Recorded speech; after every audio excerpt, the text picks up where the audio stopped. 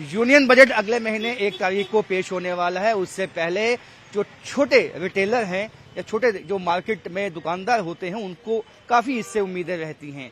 चाहे वो dry fruit की मार्केट हो, चाहे वो रिटेल की कोई भी मार्केट हो, उनको इसलिए उम्मीदें रहती हैं कि जब भी यूनियन बजट आता है उनको ये उम्मीद होती है कि लोगों की जो पेइंग कैपेसिटी है वो बढ़े, जिससे कि जो शॉपिंग है वो लोग खुल के कर पाए मार्केट में। ड्राई फ्रूट मार्केट में मैं जम्मू की मौजूद हूँ। रघुनाथ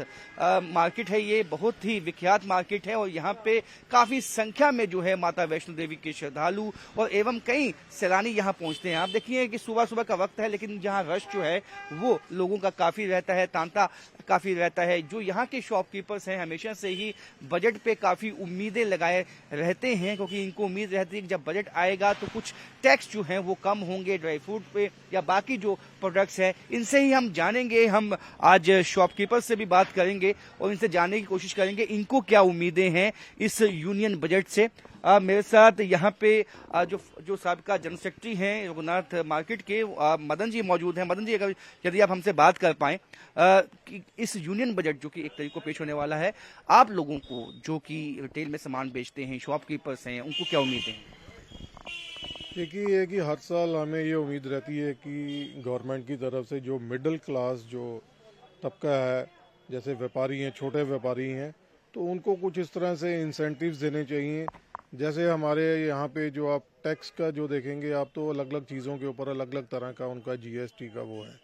तो उसमें एक यूनिफॉर्मिटी होनी चाहिए कि एक ही सब में लाया जाए कि जो टैक्स है वो एक ही उसमें हो। उससे एक तो बड़ा सिंप्लीफाई हो जाता है और हर एक को एक वो उसमें बिजनेस में भी उसमें ठीक रहता है। और दूसरा ये है कि अब जो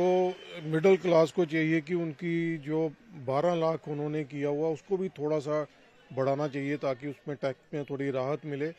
और चूंकि यहाँ पे जो रोज़मर्रा की चीज़ें हैं, जो ज़रूरत की चीज़ें होती हैं, उनके प्राइसेस काफ़ी हाइक पे हैं, तो उसमें थोड़ा सा प्राइस कम होने चाहिए ताकि उनके पास कुछ सेविंग हो और वो कुछ उसको इन्वेस्ट कर सकें और उसकी वजह से जो है वो जो पैसा है वो मार्केट में फ्लो करता है और इकोनॉमी को बूस्ट मिलता है। जैसे कि हमने देखा कि टूरिज्म के हवाले से भी काफी डिपेंडेंट है जो मार्केट जम्मू की है, उस हवाले से भी आप क्या चाहेंगे कि मेजर प्रोजेक्ट्स आए टूरिज्म के हवाले से? देखिए, हमारी जो स्टेट है J&K स्टेट, यहाँ पे कोई बड़ी इंडस्ट्रीज तो यहाँ पे नहीं है, ना ही यहाँ पे कोई मल्टीनेशनल कंपनीज हैं, तो ये स्टेट टोटली डिपेंडेंट ही टूरिज्म के ऊपर है। और टूरिज्म का ये है कि अभी जैसे जम्मू के लिए आप कहेंगे स्पेसिफिकली, तो जम्मू में से ट्रेन जब से कटरा में चले गई है तो यहाँ पे टूरिज्म थोड़ा कम हो गया है। लेकिन अब ये है कि पीछे इन्होंने ऑफिस भी यहाँ पे बंद कर दिए थे, तो यहाँ पे थोड़ी बाजार में रौनक कम थी, लेकिन अब ऑफिस यहाँ पे काफ़ी दोबारा से आ गए हैं। और अब ये चूँकि ये जो है स्टेशन, जो जम्मू का रेलवे स्टेशन है, इसको इन्होंने वो यहाँ का वो बना दिया है, तो उससे ये है कि हमें उम्मीद, डिवीज़न बनाने से हमें ये उम्मीद है कि आने वाला टाइम पे यहाँ पे जो आवागमन है लोगों का ज़्यादा होगा। और टूरिज़्म की ये है कि जम्मू में बड़े स्पॉट्स हैं जो अभी इन्होंने डेवलप नहीं किए। अभी आप देखेंगे तो अभी यहाँ पे बर्फ़बारी हो रही है तो जम्मू की वीडियोस बाहर जा रहे हैं, तो उसमें यह है कि यहाँ पे इतने स्पॉट्स हैं, भदरवाह, किश्तवाड़ है, यहाँ पे हमारी मानसर लेक है, पटनी टॉप है, यहाँ पे इतनी चीज़ें हैं जो जिसको गवर्नमेंट ने कोई इसको तवज्जो नहीं दी, उसको डेवलप नहीं किया। अगर वो उसको डेवलप करेंगे तो जम्मू में टूरिस्ट जो है बहुत ज़्यादा आएगा और उससे ये है कि लोगों को यहाँ पे रोजगार मिलेगा और इनकम। साथ साथ यदि ड्राई फ्रूट की मार्केट की बात की जाए या ड्राई फ्रूट जो विक्रेता है वो क्या चाहते हैं? ड्राई फ्रूट्स में ये है कि कई बार ऐसे होता है कि यहाँ पे थोड़ा कम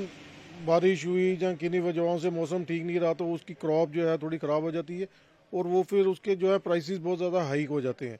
तो गवर्नमेंट को एक इनिशिएटिव लेना चाहिए कि इनको जो किसान है, जो यहाँ के जो ग्रोअर्स हैं, उनको इस तरह से गाइड किया जाए, इस तरह की उनको प्रोवाइड की जाए चीज़ें कि यहाँ पे जो है उसकी थोड़ी ज़्यादा प्रोडक्शन हो, जिससे यह है कि प्राइसेस थोड़े रीजनेबल रहें ताकि आने वाले जो टूरिस्ट हैं या जो भी हमारे लोग जो इसको परचेज करते हैं उनको एक रीजनेबल रेट के ऊपर मिले। अभी हमें बड़ी उम्मीद है कि जैसे यूरोपियन यूनियन के साथ हमारी डील फाइनल हो गई है, तो वहाँ से भी जो चीज़ें हैं उनका कम हो जाएंगी, जो उनके ऊपर उन्होंने जो रखी हुई टैक्स रखा हुआ था, तो उससे चीज़ों के प्राइसेस जो हैं काफ़ी डाउन होंगे। और उसमें हमें बहुत सा ड्राई फ्रूट हमारा जो है वो बाहर से भी आता था, तो उनके प्राइसेस बहुत हाई थे,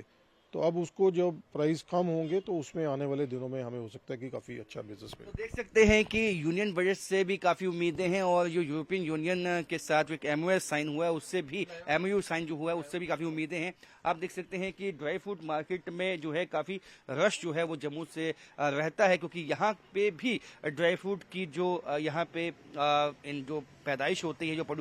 प्रोड्यूस किया जाता है वो काफी विश्वविख्यात है और यहाँ पे काफी दूर दूर से लोग आते हैं इनको खरीदने के लिए, चाहे वो मेवे हों, चाहे वो सूखे अखरोट हों, चाहे किशमिश हो, चाहे वो बादाम हो, काजू हो, चाहे जिस तरह भी और इन मार्केट में इन लोगों को काफ़ी उम्मीदें रहती हैं और क्योंकि ये चाहते हैं कि लोगों की जो पेइंग कैपेसिटी है वो ज़्यादा बढ़े और उससे कि जो लोग जो हैं ज़्यादा पैसा खर्च करेंगे तो लोगों को जब यहाँ आएंगे पैसा खर्च करेंगे उनकी पेइंग कैपेसिटी बढ़ेगी तो सीधा फायदा जो है इन छोटे दुकानदारों को मिलता है। और ये भी चाहते हैं कि यूनियन बजट में सबके लिए जब कुछ ना कुछ है तो इनके लिए भी कुछ होना चाहिए जिससे इनके भी अच्छे दिन आ जाएं। कैमरामैन चांद के साथ राजन वैद, न्यूज़ 18 जम्मू।